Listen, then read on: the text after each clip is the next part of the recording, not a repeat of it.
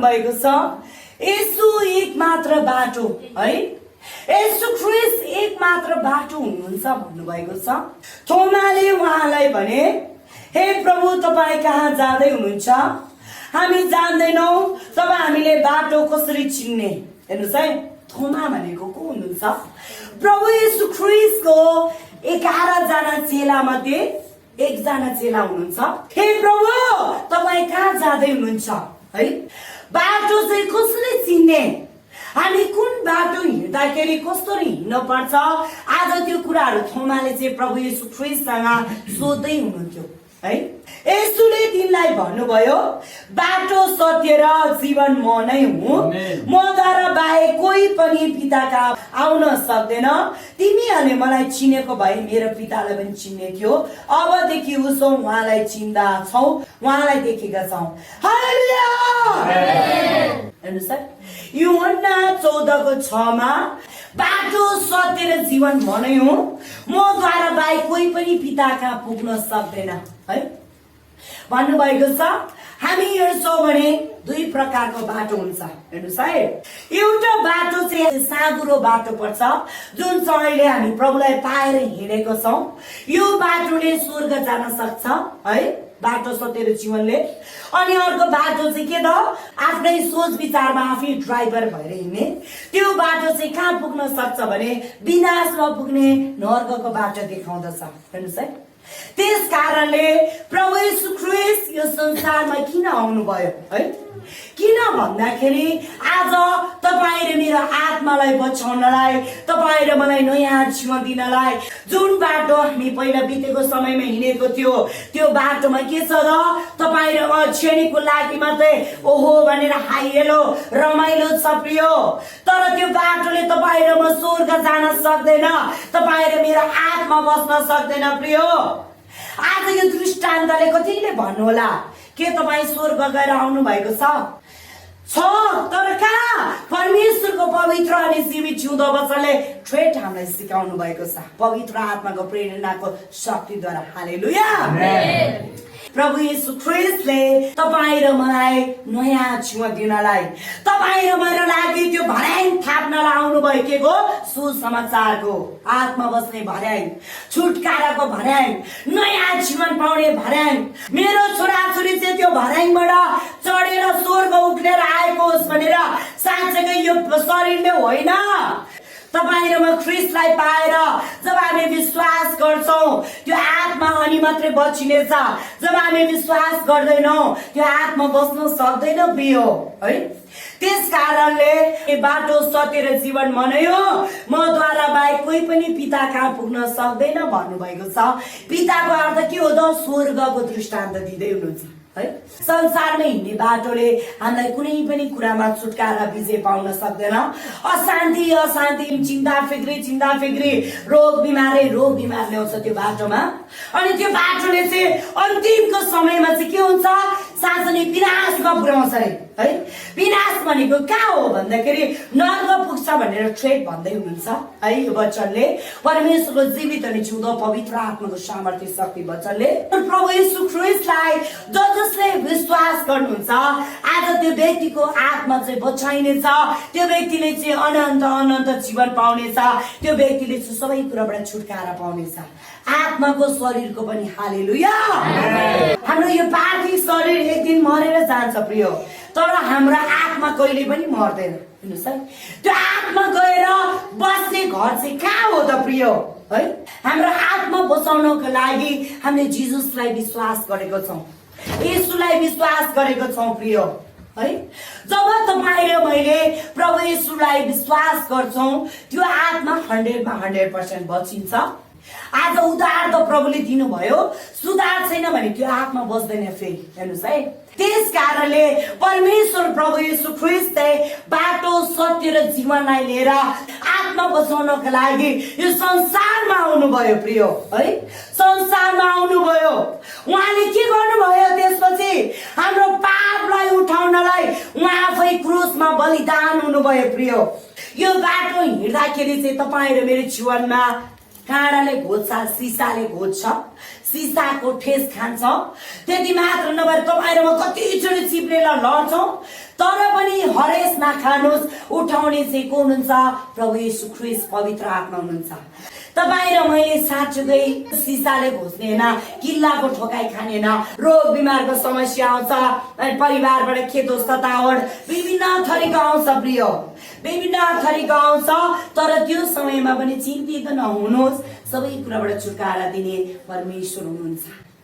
हालेलुया! उहाँले के गर्नुभयो त्यसपछि?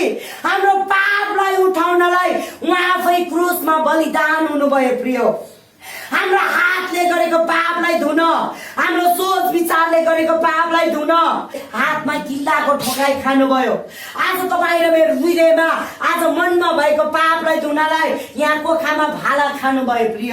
हेर्नुहोस् है, त्यस कारणले प्रिय बाटो, सत्य र जीवन प्रभु येशू ख्रीष्ट हुनुहुन्छ।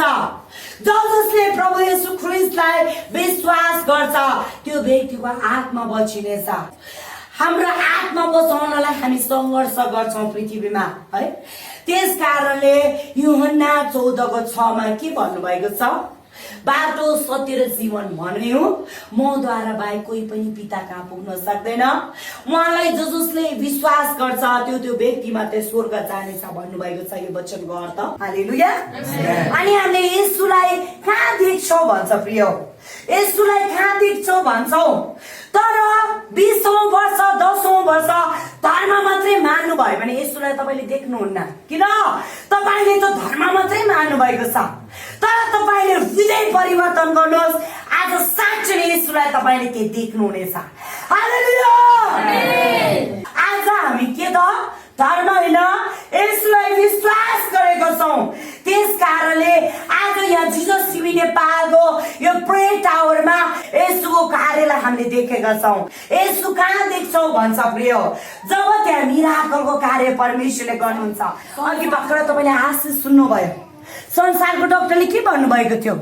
समय दिइसकेको थियो, आज सबै कुरा सिद्धियो।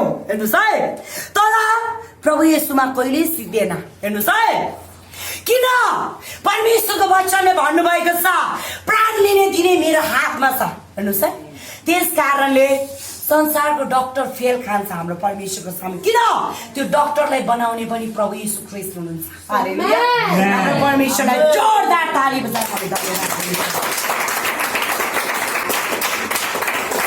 हेर्नुहोस् है, कस्तो कस्तो राजाहरू कहाँबाट कहाँ गए।